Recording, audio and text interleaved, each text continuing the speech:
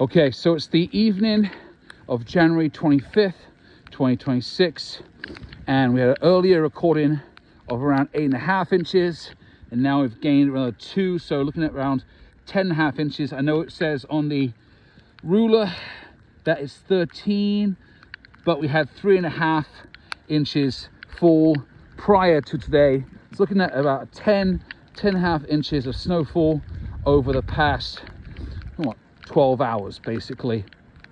So this is kind of considerable snow accumulation for northern New Jersey. I know other areas of the northeast are being slammed with this storm. The storm is a consequence of extremely cold air mass from Canada and the Arctic coming down over the lower 48 and smashing into the warm, moist air off the Atlantic and creating this beautiful mixture of rain, sleet, snow, pure ice, and heavy snow at times across the mid-Atlantic, the Ohio Valley, and up into the northeast of this country. Just an amazing thing this winter to have these low pressure systems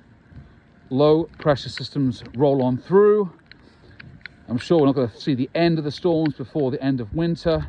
Now, in 2003, there were 40 inches that fell in West Virginia and central PA back in 2003 over a 4-day event. That was quite insane. Obviously, if you live around the Great Lakes, you're pretty used to this kind of snow accumulation, about 10 inches in a snowstorm because of lake effect snow. So if you're around the Great Lakes, Michigan, Ohio, New York, even in Canada, I want to hear what the biggest snow totals you had in your lifetime. You know, what is the biggest snowstorm you've had with snow accumulation? Or if you're out in the Rockies out west, let me know the biggest snow accumulation you've had out west. I'm just very curious because here in northern New Jersey, we don't get many big snowstorms.